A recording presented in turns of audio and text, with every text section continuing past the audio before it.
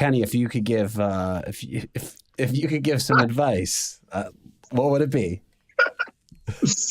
Well, I mean, I just met those. I talked to Michael a little bit, but I met Brandon for the first time at that post party thing or whatever. But I mean, I don't know. Like, it's Michael being like he's more our age. Like, it's easier to identify with him a little bit.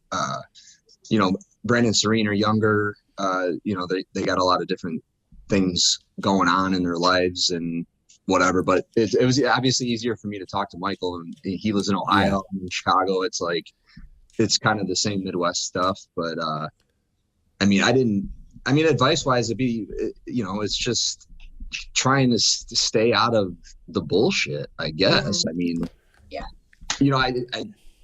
I talked to Johnny a little bit that day, and I was just like, you just gotta wait till it blows over, I guess. Just let it. Yeah. Once it blows over, no one talks about it no more, and they move on to the next whatever.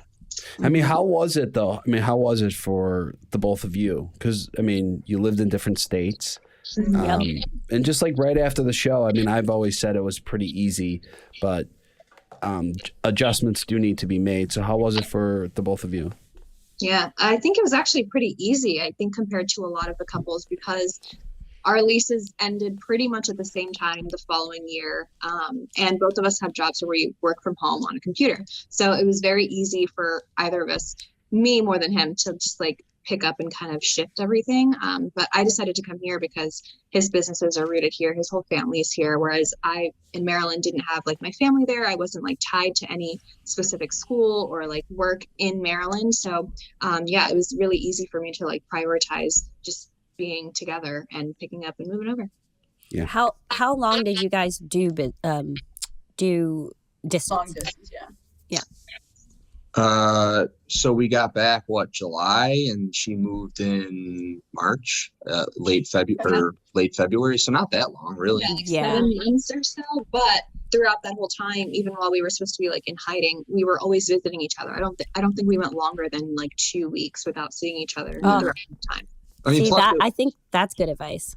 It was still very COVID time too. So like going out in public wasn't even really that much of a thing yet still, for the most part. But I think, going back to what Joe was asking me, like, that is a good point. Like, if you are going to try to make it work for real once you get off the show, like, you guys got to get together. The living situation, I mean, because I think that if the distance it goes on for like too long, I just think it's going to fall apart. I mean, Joe, you probably agree, like, Yeah. Was there well, yes, I agree 100% with that. Was there any hesitation on either of your parts about moving in together, opposed to just like moving to, because I know like Danielle is moving to Akron, but she's not moving in with Michael. Right. Yeah, I mean, there wasn't any hesitation for me. I was pretty ready, and I was more worried that he would be hesitant because he had never lived with someone and he hadn't been in like something serious long term. So I was more worried in terms of that than like actually moving in together. Yeah.